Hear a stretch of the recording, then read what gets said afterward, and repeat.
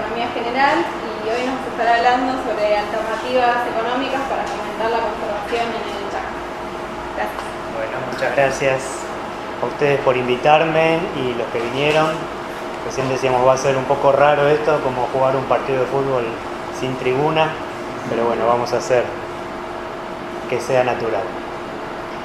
Bueno, el tema es incentivos económicos para la provisión de servicios ecosistémicos en la región chaqueña y vamos a dar un repaso de lo que hay disponible en este sentido y tratar de evaluar cuál podría llegar a ser el impacto. Vamos a definir lo que vamos a trabajar dentro del concepto de compensación por servicios ecosistémicos, cómo funcionan estos mecanismos y las alternativas posibles disponibles de las que vamos a hablar son la Ley de Presupuestos Mínimos para Conservación de Bosque Nativo, la Ley de Promoción Forestal, el carbono y los mecanismos RED y RED Plus, la promoción a las reservas privadas que tienen algunas provincias, los sistemas silvopastoriles y el servicio que provee el bosque nativo como oferta de forraje, las comunidades locales y su rol, su vinculación, quiero decir, con el bosque nativo como sustento de su forma de vida. Y al final vamos a ver cómo juega cada una de estas alternativas. Bueno, las compensaciones por servicios ambientales son mecanismos a través del cual los proveedores de servicios ecológicos, que son en definitiva los propietarios y los poseedores de tierras, reciben una compensación que puede ser a través de un pago en efectivo o otro tipo, una compensación no monetaria, para desarrollar determinadas actividades que proveen servicios ambientales, determinados usos del suelo que proveen servicios ambientales. Y los que pagan, los que aportan esa compensación, son los beneficiarios de esos servicios ambientales, ¿sí? Los que hacen uso y goce de esos servicios. Para que existan este tipo de mecanismos, bueno, tienen que estar claramente identificados quiénes son los oferentes, esto es, los propietarios, los poseedores de tierras con ecosistemas naturales en ciertos lugares, en ciertas regiones, y cuál es el servicio que se va a proveer, si se puede medir en forma de toneladas de carbono o en otro tipo de servicios ecológicos, por ahí es más difícil de cuantificar, pero en última instancia lo que se cuantifica es la superficie de territorio afectado a un determinado tipo de manejo, ¿sí? Y asumimos que ese tipo de manejo en esa superficie provee una cantidad de servicios ambientales que son valiosos para estos beneficiarios. Los otros que tenemos que identificar son quiénes son los que se benefician por esos servicios ecológicos que se proveen, ¿sí? A veces estos mecanismos se hacen directamente entre las partes involucradas, ¿sí? El proveedor entra en contacto con un demandante de estos servicios, que puede ser una empresa que utiliza estos servicios directamente, como puede ser en el caso del agua, o que demanda estos servicios para acreditarlo como parte de su responsabilidad social empresaria, como es en el caso del carbono y de la biodiversidad, por ejemplo. Gracias. No, ese es el micrófono. Ah, perdón. Pensé que era el apuntado. Y obviamente estos demandantes de los servicios ambientales tienen que tener una disposición a pagar, tienen que valorar estos servicios de manera que estén dispuestos a contribuir para su mantenimiento.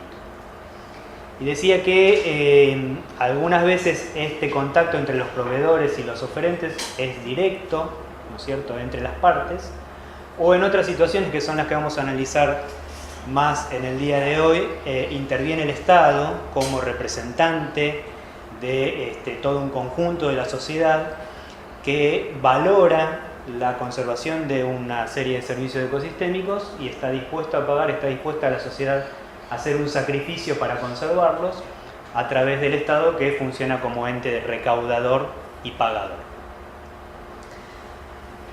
La provisión de estos servicios ecosistémicos tiene un costo, ¿sí? Un determinado tipo de uso del suelo lleva costos explícitos por una tecnología determinada o una cantidad de insumos o recursos utilizados, pero también costos de oportunidad, ¿sí? Este uso del suelo que conserva, que es capaz de conservar servicios ecosistémicos, tiene una rentabilidad menor posiblemente que otros usos alternativos y por eso ocurre el reemplazo. Así que ese costo, esto hay que considerarlo como costo de provisión de los servicios ecosistémicos y tiene que ser menor a la valoración que hace la sociedad o el actor que va a retribuir. Y por último, bueno, tiene que haber, por supuesto, un marco institucional que permita la recaudación, la administración del fondo, el pago, ¿no es cierto?, la distribución de ese pago a una cantidad de beneficiarios. Y el flujo de fondos tiene que ser permanente, porque en cuanto se reduce, disminuye, se corta, el servicio que estábamos manteniendo vuelve a la situación original de competencia con esta otra actividad más rentable y se puede perder, y a veces de forma irreversible. Gráficamente acá vemos de vuelta cómo funciona. Hay un uso del suelo, vamos a decirle por ahora un uso forestal, que tiene una renta positiva. Un uso forestal, supongamos, con un manejo sustentable incluido que permita conservar también los servicios ecosistémicos que provee el bosque, pero esa renta es muy inferior al uso alternativo, al uso agropecuario, y por eso ocurre el reemplazo. Pero este uso agropecuario lleva implícito también la pérdida de servicios ecosistémicos, y esta pérdida es percibida por la sociedad o por algún beneficiario en particular como un costo, ¿sí?, una pérdida concreta, y en función de ese costo, de esa percepción de que hay una pérdida, es que este actor está dispuesto a contribuir para no tener esa pérdida. Como mínimo va a estar dispuesto, como máximo, perdón, va a estar dispuesto a contribuir en esa cuantía, ¿no? Y entonces, si se produce esa transferencia, es capaz de compensar ese costo de oportunidad, ¿sí?, complementando la renta forestal, y de esa manera el uso sustentable del bosque, la conservación de los servicios ecosistémicos implícitos que lleva el uso sustentable del bosque, puede competir con el otro uso alternativo. Ese es el esquema con el cual funcionan estos mecanismos de compensación, y ahora vamos a ver, vamos a trabajar sobre el problema de la deforestación, del avance de la frontera agropecuaria en el norte argentino, en la región chaqueña, y digamos, como principal problema ambiental en la región chaqueña, y sobre todo en función de servicios ecosistémicos, ¿no? Los bosques proveen una gran cantidad de servicios ecosistémicos, y por la velocidad del proceso que ocurrió en los últimos 20 años en la región chaqueña, y por esta dimensión de los servicios ecosistémicos involucrados, lo tratamos como el principal problema ambiental, ¿no es cierto? Las causas de esa deforestación son la expansión agrícola, principalmente liderada o motorizada por el cultivo de soja, que lleva una parte muy importante dentro de la rotación agrícola en todo el país, pero sobre todo en el norte. La expansión ganadera también últimamente, tanto ganadería desplazada en otras regiones también por el cultivo de soja, y la expansión de la ganadería a través de esquemas que incluyen el reemplazo de bosques por pasturas exóticas, y también con la utilización de sistemas silvopastoriles, pero sistemas silvopastoriles muy intensivos, con una muy baja densidad de árboles, donde los árboles prácticamente se dejan para dejar algún poco de sombra para los animales, donde el uso se los llama silvopastoriles, pero el uso es principalmente pastoril, ganadero. No hay un uso productivo del recurso maderero. Y con los problemas ambientales muy similares, si no iguales, a los de un reemplazo total, ¿sí? Se pierden las funciones ecosistémicas del bosque, o la mayoría de ellas, y a largo plazo también se compromete la viabilidad del bosque porque las pasturas exóticas y el pastoreo en estos ambientes no permite el establecimiento de renovables. Otro factor que también incide es la especulación inmobiliaria, pero no vamos a hablar mucho de ello. Y estas actividades reemplazan, además de ecosistemas naturales, actividades económicas y culturales en la región, que no son estos modelos de producción forestal sustentable que hablábamos al principio. Son producciones forestales de características mineras, para madera, para tanino, para postes y para carbón, en los que están involucrados comunidades campesinas o pequeños productores familiares de muy bajos recursos, con muy poca incorporación de tecnología, actividades de muy baja rentabilidad. También la ganadería extensiva de subsistencia, también con muy baja incorporación de tecnología y baja rentabilidad, y con efectos también sobre los ecosistemas, ¿sí? Sobre todo por sobrepastoreo.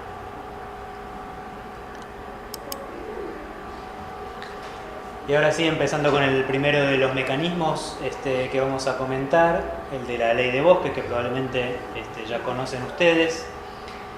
Se sancionó esta ley en el 2007, es una ley de presupuestos mínimos y establece como primera medida que las provincias deberán realizar un ordenamiento territorial de sus bosques nativos, cosa que se hicieron entre el 2008 y el 2010, la mayoría de las provincias ya lo completó.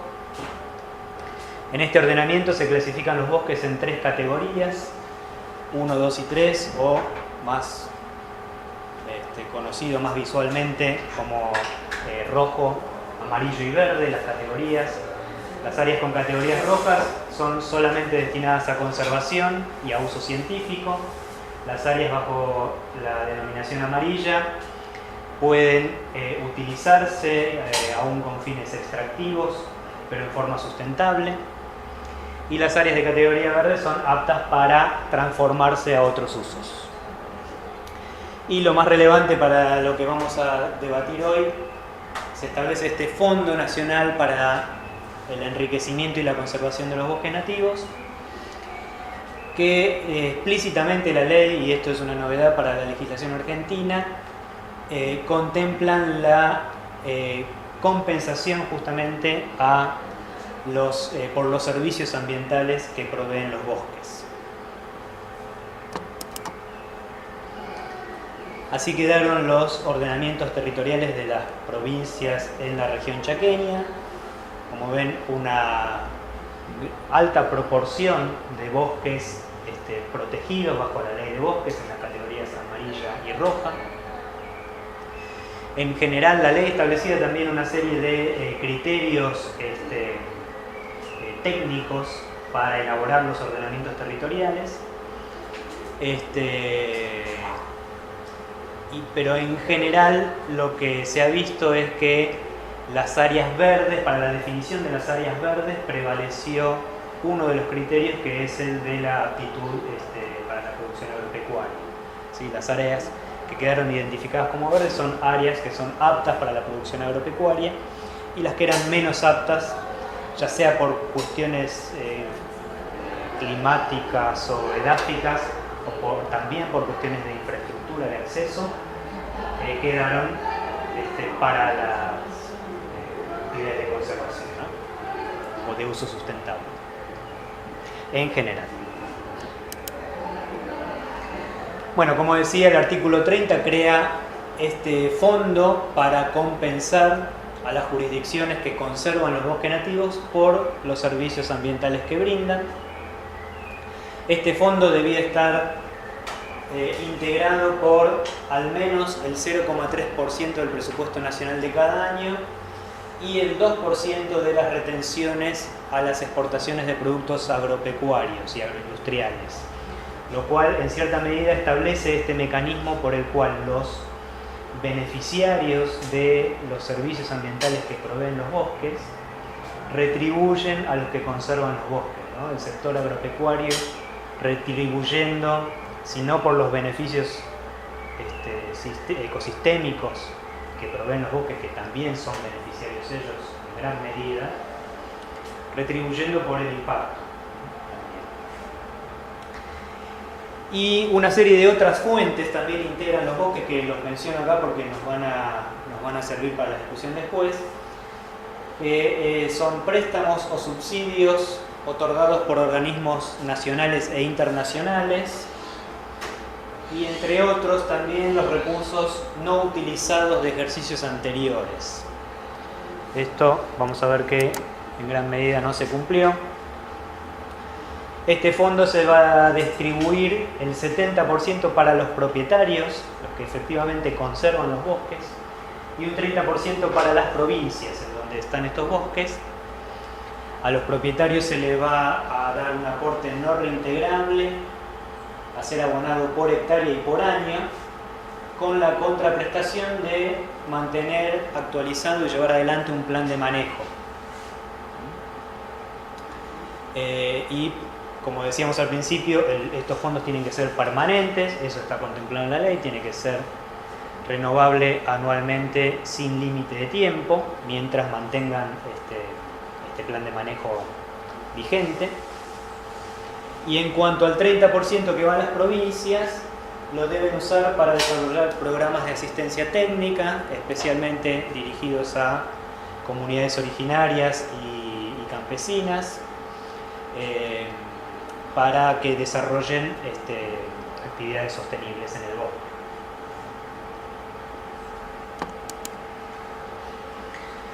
Bueno, lo que pasó en la realidad, como dije, la ley se sancionó en el 2007, a fines del 2007, pero recién contó con presupuesto este fondo a partir del año 2010. En el 2009 la Secretaría de Ambiente emitió una resolución para hacer una especie de desarrollar experiencia en lo que sería la administración y la distribución de un fondo importante como este hacia las provincias. Y como digo, recién en el 2010 se le asignó una partida en el presupuesto nacional, pero ¿qué pasó? Esa partida fue una cuarta parte de lo que establecía la ley. ¿Sí? Habíamos dicho el 0,3% del presupuesto nacional, más el 2% de las retenciones. Eso debía sumar 1.200 millones de pesos en el 2010 y debería crecer en la medida en que aumenta el presupuesto nacional. Y sin embargo, las partidas que se asignaron fueron una cuarta parte de eso en el primer año y luego incluso disminuyó y hoy es menos del 10% en el presupuesto que se está discutiendo ahora en el Senado.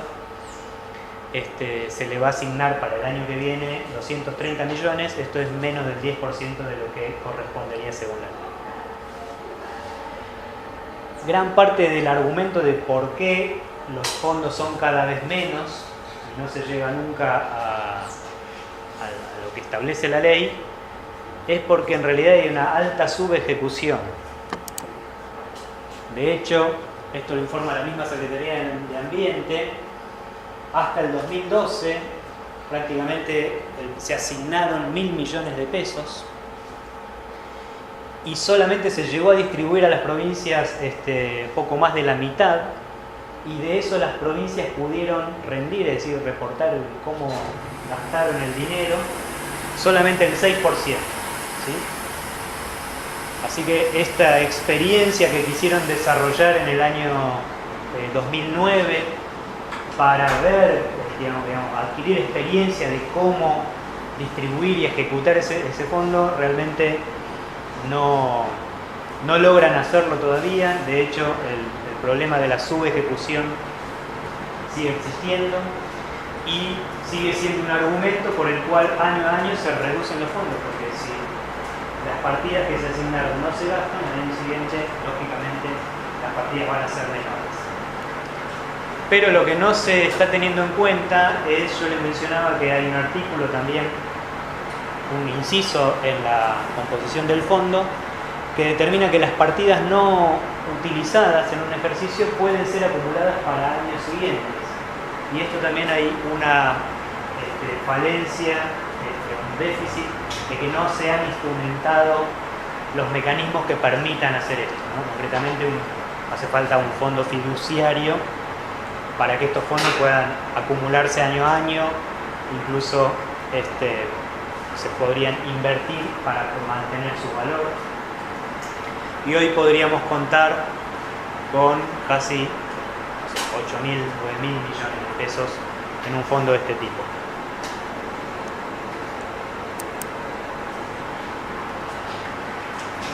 Con todos estos déficits de implementación, aún supongamos que contamos con los fondos que se deberían asignar, los 3.400 millones de pesos. El COFEMA ha establecido, según los parámetros que indica la ley, un porcentaje que le corresponde de estos fondos a cada una de las provincias, según su superficie de bosque nativo y según las áreas de bosque nativo que están bajo las categorías roja y amarilla. Y para estas 4 provincias, ¿no?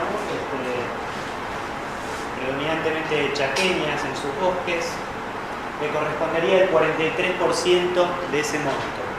Esto es 1.700 millones. Si consideramos que el 70% de ese monto va directamente a los propietarios, esto es 1.244 millones en un año. Y si consideramos que en estas 4 provincias quedaron en las categorías 1 y 2 de conservación de bosques 17,5 millones de hectáreas aproximadamente, esto da, si se distribuyera universalmente, homogéneamente o en promedio para todas esas tierras boscosas, unos 58 pesos por hectárea. ¿Sí? Después veremos si eso es mucho, si es poco, si es suficiente para un esquema como el que estamos pensando, ¿no? Probablemente hoy le toque más por hectárea a cada uno de los productores que presentaron su plan de manejo, que fueron aprobados y que les llegaron los fondos, ¿sí? Si bien los fondos que llegan a los propietarios están muy por debajo de estos 1.200 millones de pesos, son mucho menos, pero también son muy poquitos los propietarios que presentan planes de manejo. Por eso probablemente el monto por hectárea que le llega a cada uno sea un poco mayor que eso.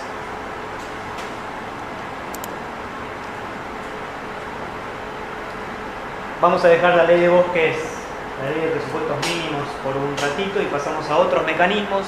También existe la ley 25080 de promoción de bosques cultivados, que establece una serie de incentivos económicos y fiscales para las plantaciones forestales, ¿sí?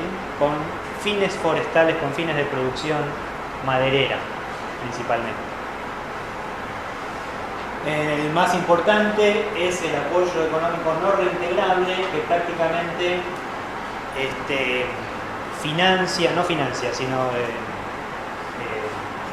restituye el 80% de los costos de implantación, si bien con un lapso, una demora de unos 3 años, después de que se logró la implantación y que se puede verificar,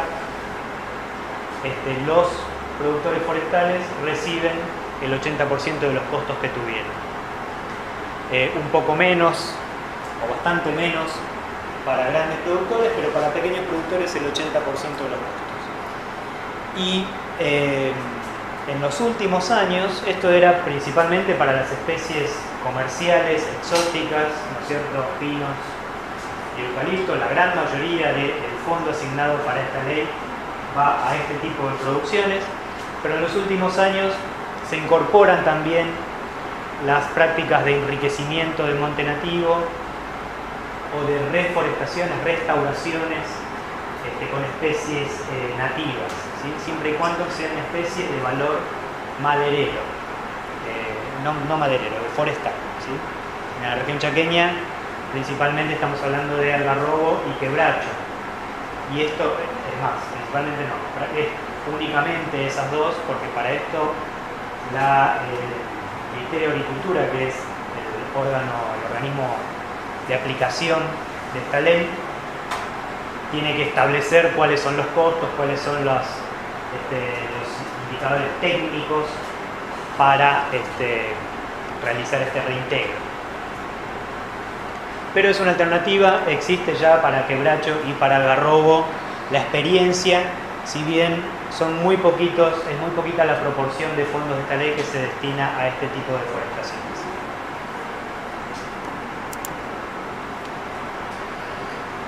Pasamos a otro tema. Los bosques cumplen un importante rol en la fijación de carbono atmosférico, y en particular cuando hablamos de deforestación, los bosques cumplen un muy importante rol en lo que es la emisión de gases con efecto invernadero. Esto llevó a que a partir del 2005, si no me equivoco, se empiece a discutir en la Convención de Naciones Unidas sobre Cambio Climático la posibilidad de implementar un mecanismo que permita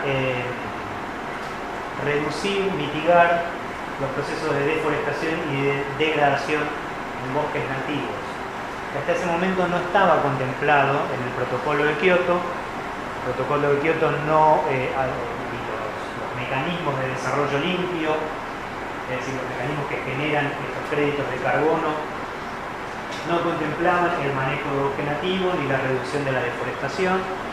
Sí, la forestación y reforestación estaba contemplado, y otras alternativas más industriales, ¿no es cierto?, para la mitigación de las emisiones de gases con efecto invernadero. Pero el tema de la deforestación y el manejo de bosque nativo no estaba contemplado. Se empieza a discutir ahora, todavía está en discusión, todavía estos mecanismos no están implementados. De hecho, se discute si va a tomar la forma de un mecanismo de mercado similar al de los bonos de carbono que existen en el marco del Protocolo de Kioto, o si estos fondos van a ir a alimentar a los países en desarrollo, están específicamente dirigidos a los países en desarrollo, para apoyar sus políticas de control de la desertificación y de la degradación forestal, ¿sí? De hecho, cada uno de estos países presentaron una estrategia red, lo que sería lo que se llama el proceso de preparación para los mecanismos red, y la propuesta argentina, la presentación que hizo Argentina, contempla más bien esta segunda alternativa, ¿no?, que se relaciona con lo que comentábamos antes respecto a la composición del fondo de la ley de bosques, que admitía que esté integrado por aportes de organismos internacionales, por ejemplo Si bien hay que mencionar que esta alternativa tiene sus problemas, porque existiendo la ley de presupuestos mínimos para la protección del bosque nativo, existiendo los ordenamientos territoriales que ya prohíben la deforestación en ciertas regiones, y teniendo en cuenta que para acreditar estos fondos red se requieren establecer una buena línea de base y el requisito de adicionalidad, quiere decir que si no existieran estos mecanismos de incentivos, uno tiene que demostrar que el proceso de deforestación continuaría o de degradación continuaría. Así que va a ser un poco complejo demostrar la racionalidad de asignar fondos a áreas que ya están protegidas, ¿no? Fondos para proteger los bosques en áreas que ya están legalmente protegidas. Pero bueno, hay, desde el lado de la Secretaría de Ambiente se piensa que es posible justificar esto.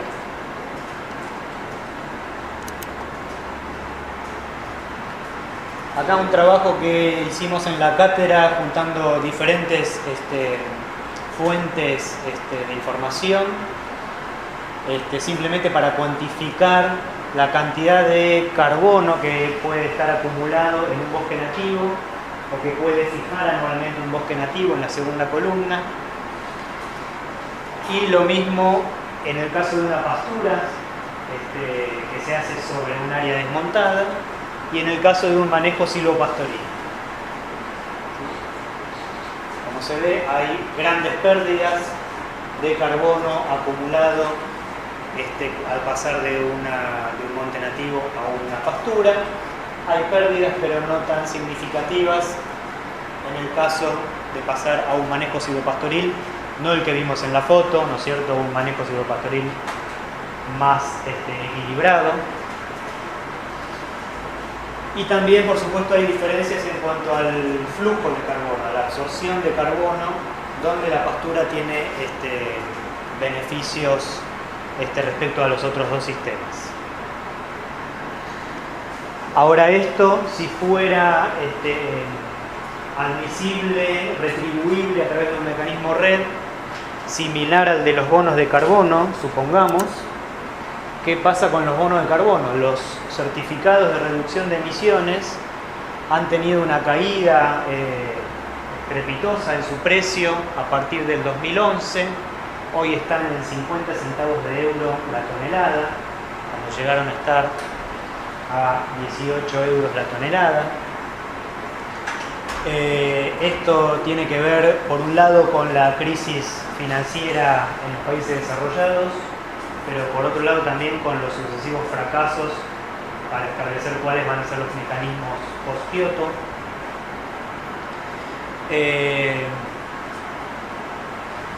Esto, bueno, abre un margen de incertidumbre sobre el financiamiento de estas actividades, tanto en el marco del protocolo de Kioto como a futuro si se desarrollan los mecanismos RED+.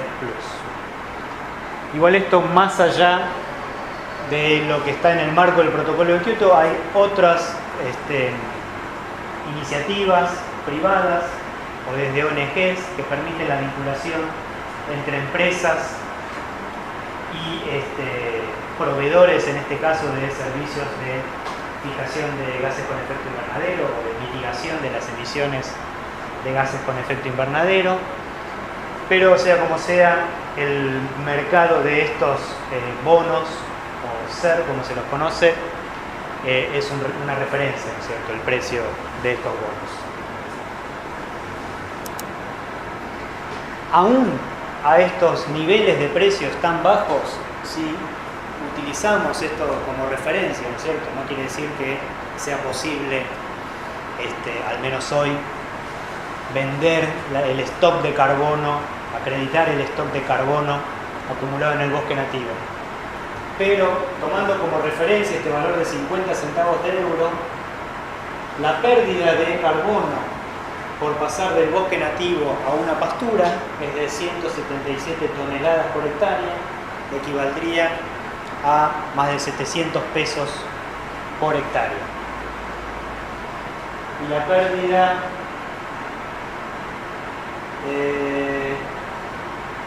de carbono por pasar de un sistema silvopastoril a un sistema de pastura con gramíneas exóticas es de 156 toneladas, equivalente a más de 600 pesos por hectárea. Simplemente para tener una referencia de cuál es el valor internacional de esa cantidad de carbono. Otra de las alternativas disponibles, algunas provincias tienen en su normativa contemplada la posibilidad de que propiedades privadas se establezcan como reservas naturales y las reconocen y se reconocen en el sistema formal de áreas protegidas, provincial y nacional. Y estas son las provincias, son 11 provincias hasta ahora, y en algunas de ellas hay contemplados algunos mecanismos de incentivos económicos, principalmente de gravaciones impositivas en el impuesto inmobiliario rural, también acceso a créditos y otras formas no económicas, otros incentivos no económicos que tienen que ver con la asistencia técnica, la elaboración de planes de manejo y algo que estamos viendo, esto también es una investigación que estamos haciendo en la cátedra. Muchas veces estos incentivos no económicos son tanto o más importantes que los incentivos económicos en términos del reconocimiento público al esfuerzo que hace el privado. El reconocimiento, ponerlo en una página web, en una lista, en la cartelería, en folletería. En muchos casos estas reservas privadas se dedican a las actividades ecoturísticas, así que eso también de forma indirecta le genera un incentivo económico. Pero para tomar el caso de una provincia chaqueña que sí tiene incentivos económicos, se les grava hasta el 100% del impuesto inmobiliario a 20 años. Hace poquito hubo una reevaluación que no estoy seguro hasta dónde llegó, pero hasta antes de eso, hasta el 2011, el impuesto inmobiliario en términos promedios rondaba de unos 50 pesos por hectárea en la provincia de Salta. Esta exhibición del tributo inmobiliario es un incentivo económico también para considerar. Bueno, acá vemos justamente lo que decía antes, ¿no? Las provincias que tienen incentivos económicos y marco legal concentran más del 50% de las áreas protegidas privadas conocidas, ¿no? En total son unas 280 áreas protegidas privadas relevadas. Más de la mitad están en estas provincias que tienen incentivos económicos. Si sumamos las que tienen un marco legal pero no incentivos económicos, entre esos dos grupos suman más de casi el 80%. Pero hay muchas provincias en las que hay reservas privadas y no hay ningún marco legal, ni mucho menos incentivos económicos. El caso de Santa Fe, que tiene también una alta proporción, una alta cantidad de reservas privadas, está relacionado, al igual que en estas provincias, con la presencia de algunas ONGs que promueven estas prácticas y que le brindan a los propietarios en reservas privadas estos otros incentivos no económicos que también provee el Estado, ¿no es cierto? El reconocimiento, la folletería, la cartelería.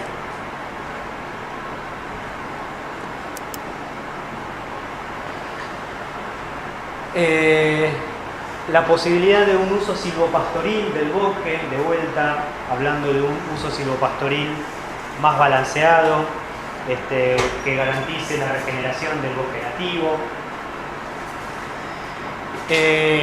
Esto también estamos comenzando a desarrollar en la cátedra. Estimamos que un bosque nativo en buen estado puede producir 1000 kilos de algarroba y otro tanto, no sabemos con precisión, pero una cantidad equivalente probablemente de otros frutos de bosque nativo, de leguminosas, con buenas características forrajeras. La algarroba en particular, que sí está bien conocida, sabemos que aporta, estos 1000 kilos de algarroba aportan 145 equivalentes vaca por hectárea, lo que equivale a una tonelada de maíz, o sea, el valor energético es igual al del maíz. Si tuvieran estos productores que suplementar la ración en época de invierno, donde se ocurre el bache forrajero, deberían hacerlo con un costo de 600 pesos la tonelada de maíz. Y además hay varios trabajos que comparan los sistemas silvopastoriles con los sistemas ganaderos sobre pasturas extensivas y encuentran que en el largo plazo los sistemas silvopastoriles son más estables y pueden llegar a producir la misma cantidad o una cantidad equivalente de carne y con mejores índices económicos, ¿sí? Porque hay menores costos para la provisión de forraje. Y todo esto sin contemplar aparte la producción de madera, que siempre queda en un segundo plano.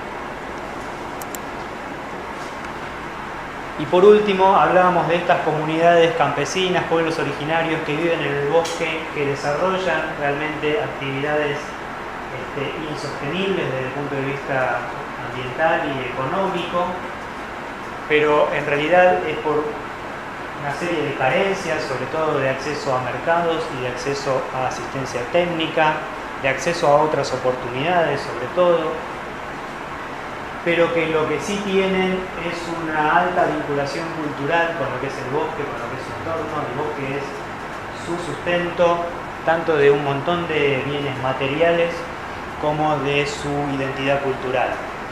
Así que acá también tenemos que hablar de incentivos no económicos, porque estas comunidades que viven y desarrollaron toda su historia y su cultura en el bosque no necesariamente van a requerir equiparar la renta de otras alternativas, porque su identidad cultural no tiene que ver con esas otras actividades alternativas, ¿sí? Así que volviendo al grafiquito que habíamos hecho al principio y poniéndole algunos números, podemos ver que la agricultura en la provincia de Chaco, ¿no? Con una rotación, con todos los gastos que tienen por estar lejos de los puertos y de las industrias, y una vez descontadas las retenciones, etcétera, puede rondar alrededor de los 350 a 400 pesos por hectárea. Las actividades, sobre todo en estas regiones marginales, ¿no es cierto?, que quedaron en las categorías amarilla y roja en los ordenamientos territoriales. Las actividades ganaderas también son marginales, aún sobre pasturas. Estos datos de una asociación de productores de la provincia de Chaco, y estos dos son del Ministerio de Agricultura, de la Dirección de Ganadería, que saca un boletín trimestral con esos valores de margen bruto de cría en estas regiones. Habíamos dicho, estas actividades se hacen a expensas de eliminar el bosque nativo, es decir, traen aparejadas una serie de pérdidas ambientales que no sabemos el costo, no nos vamos a arriesgar a determinarlo, pero sí, también dijimos, hay producción de subsistencia en estas regiones que también es insostenible, ¿sí? También tendrá aparejada una serie de costos ambientales por sobrepastoreo, degradación forestal. Pero lo que podemos plantear, sí, es una actividad silvopastoril, que la sociedad puede promover a través de asistencia técnica, a través de instrumentos como la ley 25080, que promueve enriquecimiento forestal, o reforestaciones.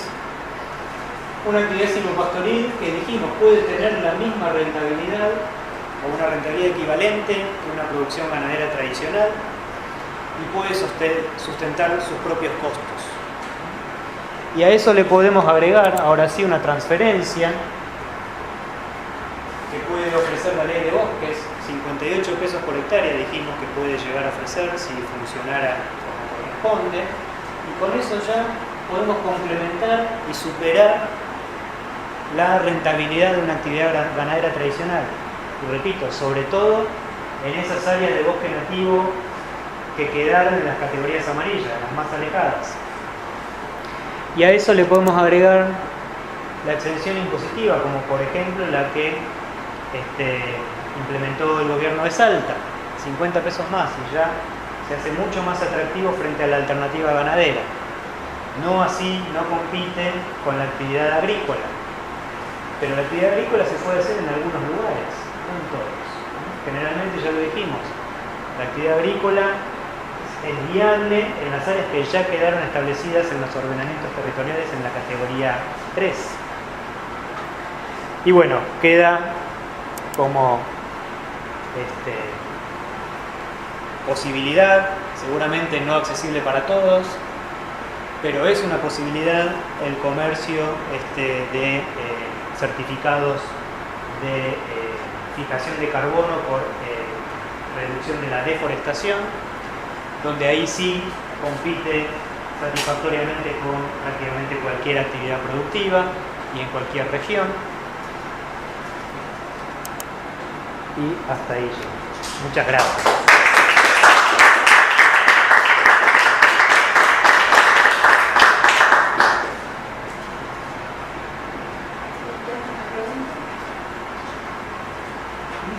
El productor modal, lo que ustedes tienen en mente que hace esa ganadería extensiva que podría reemplazar este tipo de asistencia a lo que veríamos más o ¿qué tamaño de explotaciones son? Hay dos tipos. Hay pequeños productores familiares que pueden tener entre 500 hectáreas, alrededor de 500 hectáreas, estamos hablando del oeste chaqueño y del oeste formoseño, ¿no? Y hay otra gran cantidad de productores que son comunidades campesinas, que por ahí tienen 5.000 hectáreas, un lote de 5.000 hectáreas, pero en comunidad, donde viven 30 familias, 50 familias, y que administran en comunidad, que es otro grupo social con características diferentes. Sí, no hay. Están empezando a hacer la delimitación externa. Por ahí tienen algún pedazo de pasturita que tienen un bollero, ¿no? Porque uno se pregunta qué tipo de organización haría falta para implementar cualquiera de estas cosas. No es alguien que va a entrar a internet, entregarse, montar un formulario. Claro. No, tiene que ser a través de los organismos de extensión que hay, por suerte se han desarrollado y se están teniendo un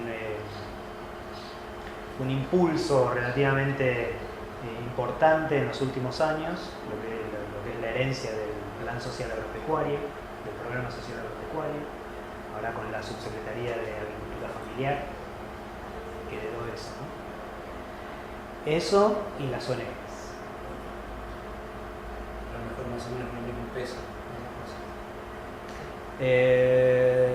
No sé, no. Yo creo que la Subsecretaría de Agricultura Familiar, como te digo, en los últimos años ha adquirido una envergadura más importante. ¿Y es el Ministerio de Desarrollo Social? Ministerio de Agricultura. ¿Lo maneja el INTA? Sí, no, el INTA no, es una subsecretaría del Ministerio, es lo que era el Programa Social Agropecuario hasta hace algunos años.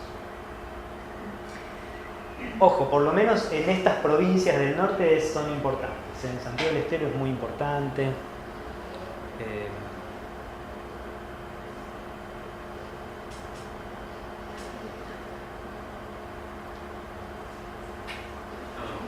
Sí. El mecanismo de red, cuando se venden las toneladas de carbono, ¿no? A la empresa, no me queda claro. La empresa que gana el certificado de haber pagado al productor o al poseedor de esas tierras la tenencia de bosque o por año. Puede ser. No, lo que es dentro del protocolo de Kioto funciona así. Hay países, en general la mayoría de los países desarrollados, tienen que cumplir con metas de reducción de emisiones, ¿sí? Por ejemplo, la Unión Europea tiene que reducir al 2000, en realidad el 2012 ya pasó, el 8% de las emisiones que tenían en 1990. Para lograrlo, tienen que hacerlo con sus propios medios, con su propia incorporación de tecnología dentro de sus propias fronteras, en las empresas que trabajan en esos países, y una parte, el 1% de esa reducción, lo pueden acreditar con mecanismos, con este tipo de mecanismos, ¿no es cierto?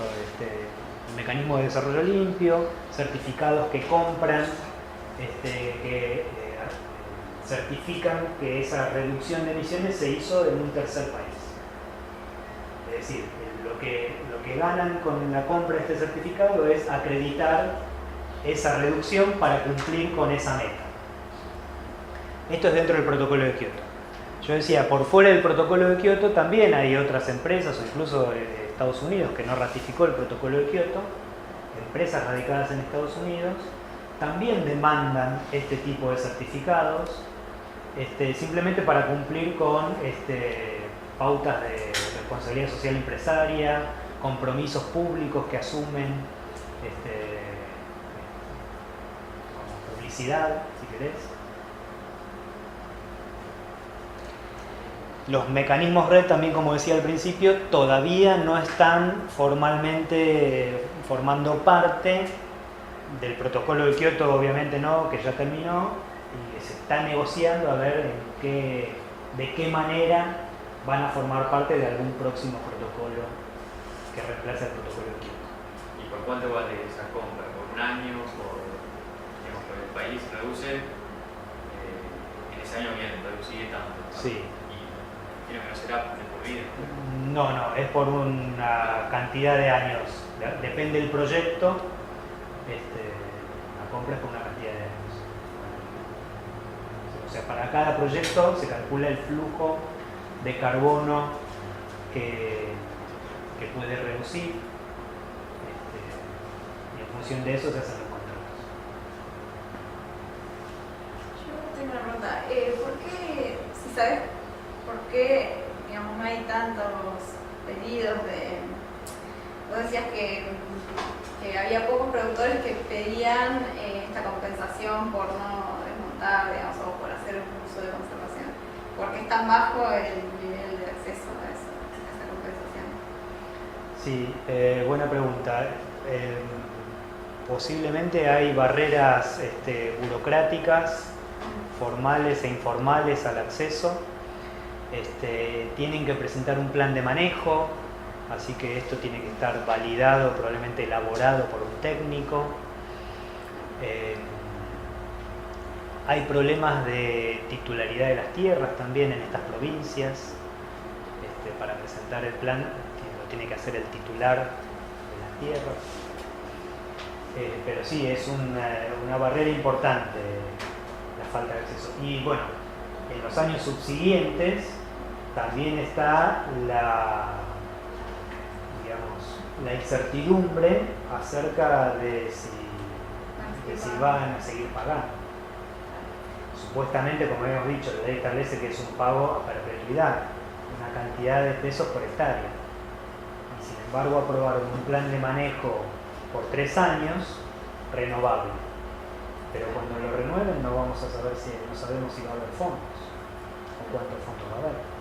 Si los fondos son cada vez menos y la cantidad de planes presentados es cada vez mayor, la cantidad que le va a tocar a cada uno por hectárea va a ser grande, ¿no?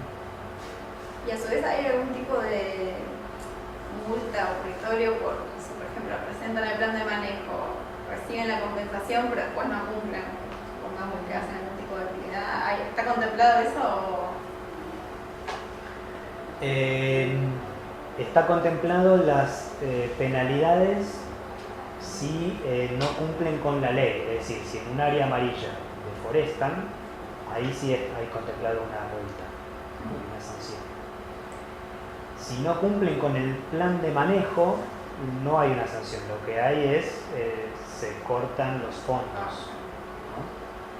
El plan de manejo que presentan es voluntario y es la contraprestación para acceder a los fondos. Si no cumplís el plan de manejo, dejás de acceder a los fondos. Pero igual todo esto, yo creo que hasta ahora no hay ningún caso en que se haya hecho el monitoreo, como te digo.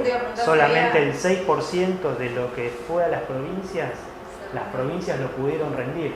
Y en general lo que rindieron es la plata que afectó la propia jurisdicción, es decir, ese 30%, que en general lo usaron para hacer el ordenamiento territorial, para... Sí, para el pago de los servicios. Claro. Ulises, vos hablaste de fuentes de organismos, subsidios, préstamos, organismos internacionales. ¿Cuáles son y si llegaron esas partidas, en qué se gastaron? No, todavía no ninguno. Lo que yo planteo como por la lectura que uno hace de la propuesta de preparación para los mecanismos RED que presentó la Secretaría de Ambiente, es que lo que pretenden es que los fondos RED vayan a esta partida de la ley.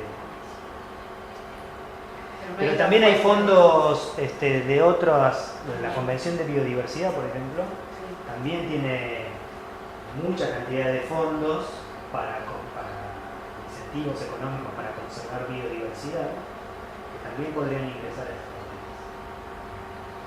Hasta ahora Que podríamos solicitarla. Sí, yo creo que sí. No es tampoco que sea tan sencillo, pero sí. Sí, porque ahí tenés que mostrar el vínculo entre el uso de la tierra y la red de biodiversidad.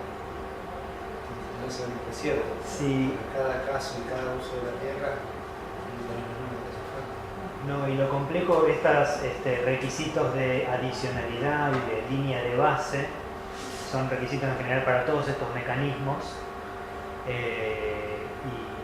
Primero, son difíciles de determinar, o por lo menos, hay que hacer un trabajo que no está hecho, o sea, no existe la capacidad para hacerlo, hay que hacerlo, hay que destinar fondos también para eso. Pero segundo, hay que justificar bien, porque nuevamente, si ya está protegido por ley, ¿cómo justifico que además necesito fondos? Y no serán esos fondos que estoy trayendo de las convenciones internacionales la excusa para que el Estado Nacional deje de poner fondos. También es un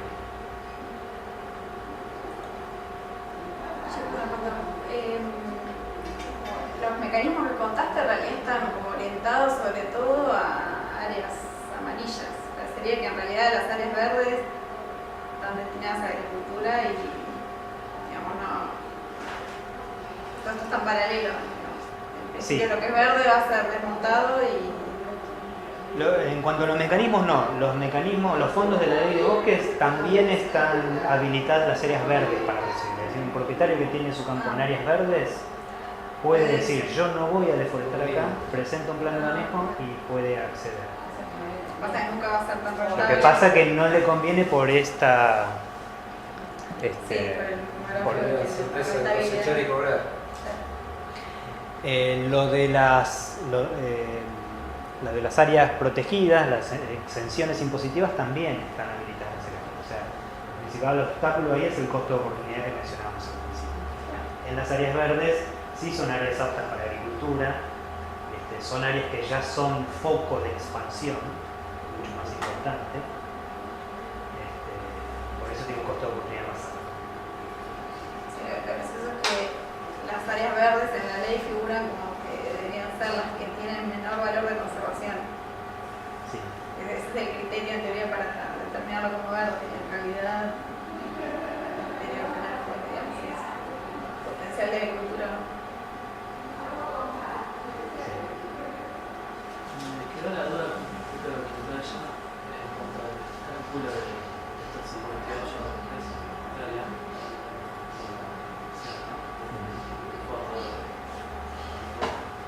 El cálculo que hiciste fue en base a la situación actual de aprobados o de zonificaciones rojas y amarillas. No, fue un cálculo en base a un supuesto de ideal que tiene dos componentes particulares. Si existieran todos los fondos como marca la ley, que serían para el 2014, para el año que viene, 3.400 millones de pesos,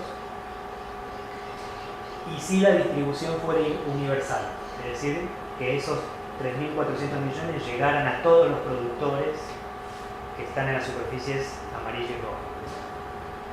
O sea, es la situación en la que toda la superficie está realmente protegida y con los planes Y con aprobados. Exacto. O sea, esa suma no disminuiría.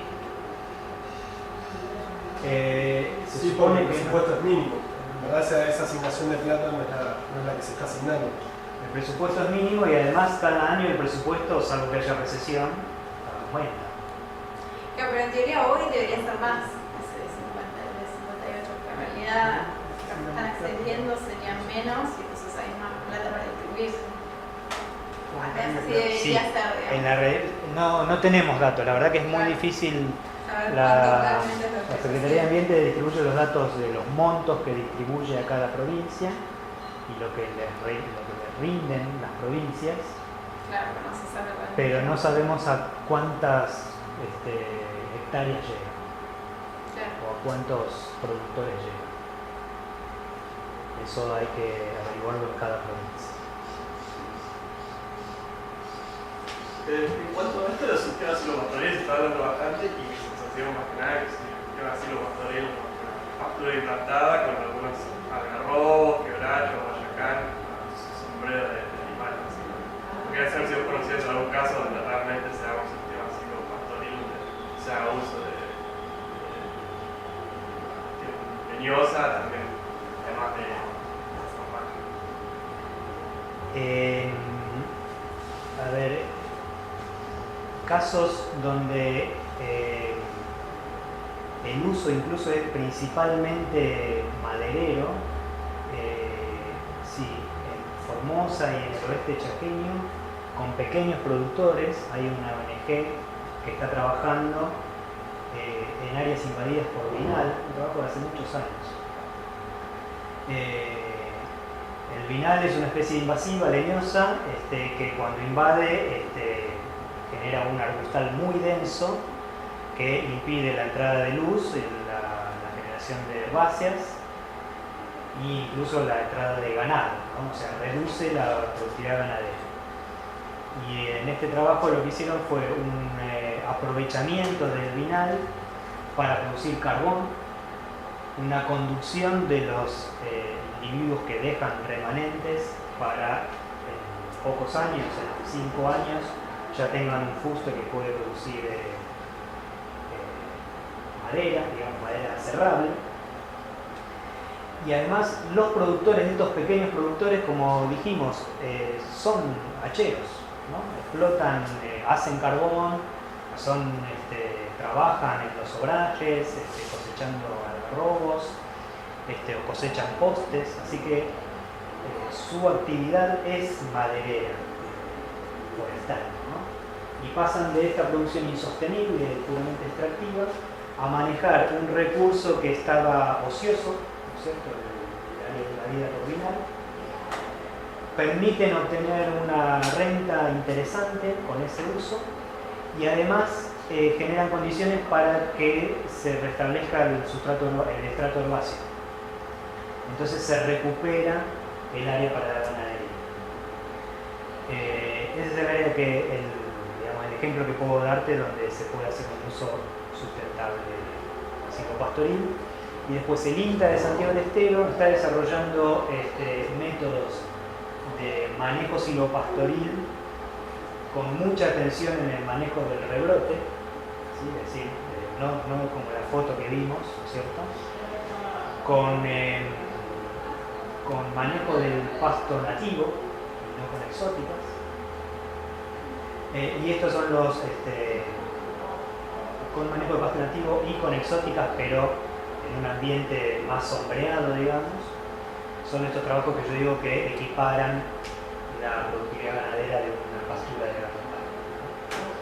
No obstante, este desarrollo que te cuento del INTA de Santiago del Estero hace mucho énfasis en el manejo y qué sé yo, pero no en el aprovechamiento forestal. Esto como que lo dejan más para el largo plazo, cosecha de ganadería. Teniendo paciencia vos con la pregunta, sí, gracias por preguntarme. Y lo otro que no está explorado, perdón que me aprovecho tu pregunta, que estamos empezando a explorar nosotros, es el aprovechamiento más racional de los frutos de monte nativo, que normalmente el aprovechamiento lo hace directamente el ganado cuando cae, y como los frutos caen en una época determinada todos juntos, una gran proporción se desperdicia. Y se ha perdido la práctica de recolectar los frutos y almacenarlos, y la hipótesis es que volviendo a esas prácticas se puede aprovechar mucho mejor la oferta de forraje. Nosotros tenemos un compañero acá de la Facu, Santi Cotuneo, hizo la tesis de grado cerrando en Santiago del Estero un tuscal, que era una zona desmontada y que la primera especie de leñosa que apareció era la tusca, y cerrándolo para recolectar las frutas y usarlas en el invierno para las cabras. Así que está la tesis acá para ver y midió productividad y eso de frutas. Buenísimo, después dan otro el gracias. Bueno, Sí. No sé si. Hay una cosa que a mí me cuesta juntar, no trabajando ahí, y no sé si se sabe, que es, por un lado, cuando mirás las estadísticas, porque viste algunas, los millones de hectáreas que se desmontan, y me cuesta mucho ver cómo engancha eso con la realidad del día a día, ahí abajo. Es decir, esa ocupación, ese alquiler, es toma más o menos informal del área que compra. La figura del que hace la soja uno más o menos se lo imagina. Sí, Es más o menos exportado de la playa monteana. claro. ¿Cómo es la interacción esa? Por ahí, sí, yo mencionaba antes también que otro driver de la deforestación es la especulación inmobiliaria. Y hay mucho de la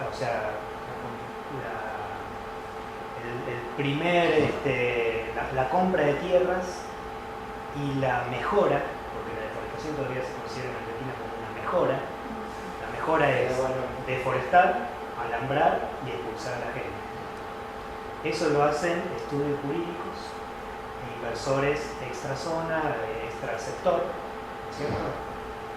Que simplemente hacen ganancia con eso. Compran la tierra barata, con gente y con monte, tienen los conocimientos jurídicos, generalmente por eso te digo, son estudios jurídicos, tienen vínculos políticos también con el poder. El ocupante probablemente no tenga título. El ocupante no tiene título, no tiene acceso a la justicia, tiene dificultades obviamente para demostrar la posesión veinteañal, y la justicia muchas veces no reconoce en toda su magnitud la posesión veinteañal. Una de las cosas que está pasando es que le reconocen la posesión veinteañal, pero de las 200 hectáreas donde están las casas y los corrales, y el resto no tenía alambrado, no tenía guarda, nada, no pueden demostrar la posesión veinteañal, y las otras 4.000 quedan para el que se pudo hacer del día. Y eso es una proporción importante del área de tiempo. Sí. Y bueno, y después por ahí, una vez que logran eso, el título cambia de manos y ahí aparece el productor agropecuario o forestal más estable, ya sea arrendatario o propietario. Claro, desde su punto de vista pasó a tener un interlocutor formal y cosas. Claro, él compró de buena fe un título ya legal.